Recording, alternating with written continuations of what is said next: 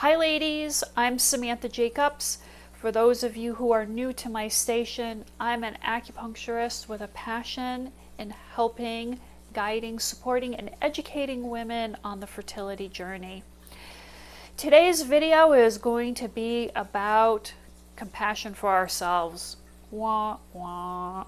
That is got to be the hardest thing. When I talk to you, I want you to know I recognize that there's a learning curve in having compassion for ourselves.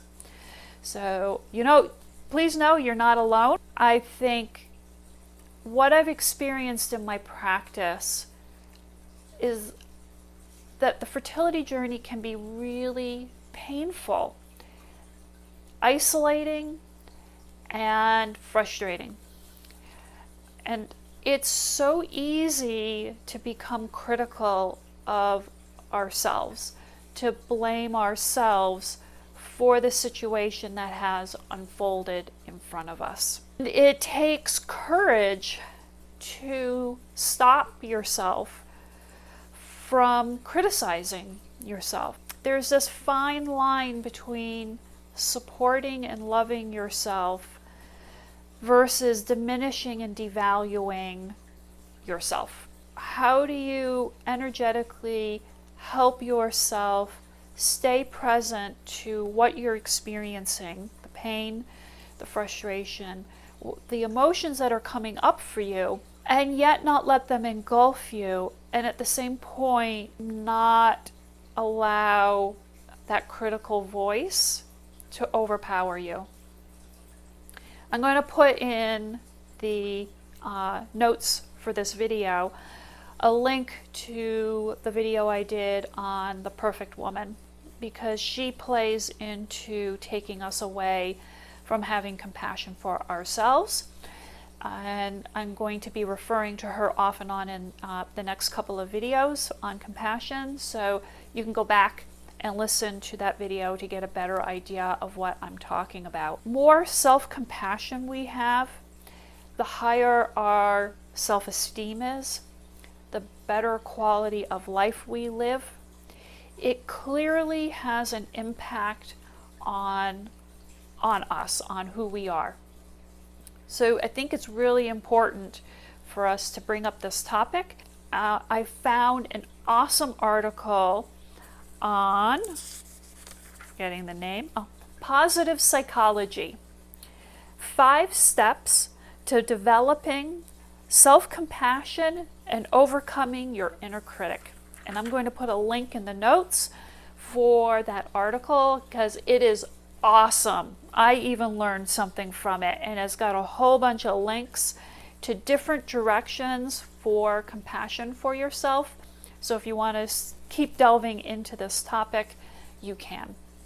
So I thought the author did a really awesome job of breaking down compassion into 5 components. In self-compassion, there is going to be a gentle, kind, connective energy that we are going to create for ourselves. The perfect woman is going to crop up in all these uncomfortable feelings, and she's going to pull us away from having kindness, being gentle to ourselves as we're going through these difficult moments. Self-compassion also leads us to being able to sit with what is uncomfortable, be present to what's uncomfortable, and potentially see the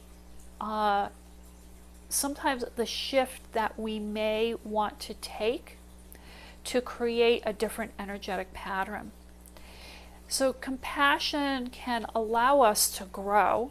We can acknowledge that this thing or this dynamic may need to shift, so we can sit with it, and then we can be okay with the potential to grow. In the article, self-compassion is broken down into 5 components. In this video, I'm going to cover the first component, which is practicing forgiveness. This is a hard one, isn't it, ladies? I think it's sometimes so much easier to beat ourselves up and not forgive ourselves than to actually forgive ourselves. So it's forgiving yourself for your mistakes. When we're on the fertility journey, I'm sure you've already been facing into some of these components.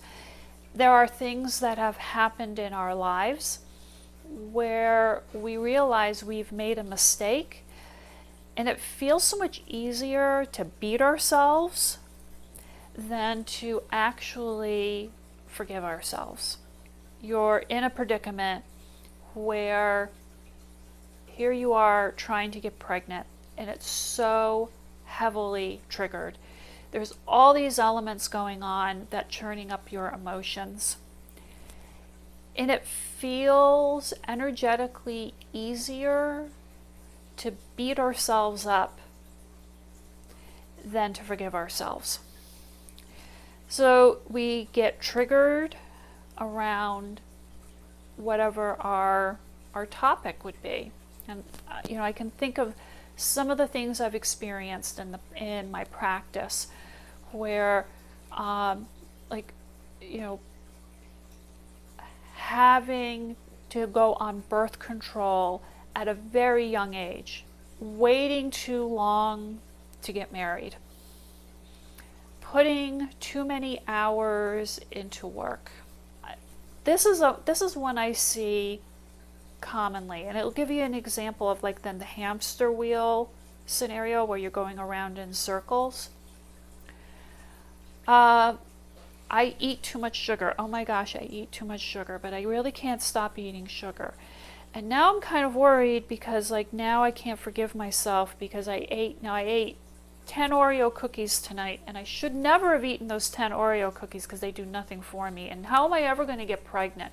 Why did I eat those 10 cookies? You may find yourself latching on to that component and not forgiving yourself. It's having compassion.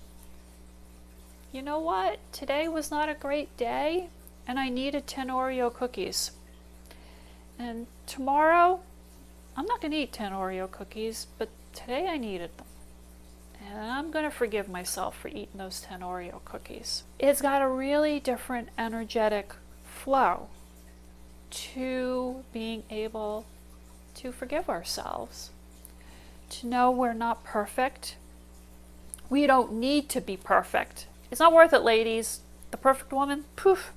Forgive yourself that this is hard stuff. This is a huge challenge, mentally, emotionally, and physically, that is going to totally shift and change you. And it's going to be a worthy part of creating a dynamic of a new you.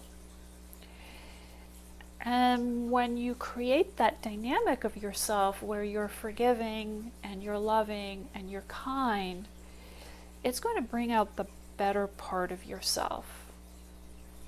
Forgiving yourself, yeah, it's really important.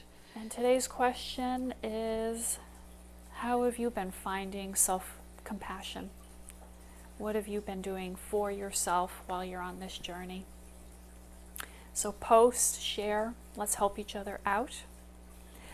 If you are interested in getting help, assistance, guidance, I am here through telemedicine, and we can do all sorts of interesting things, from acupressure to lifestyle coaching, diet, herbs, everything, BBT charting. I appreciate you listening.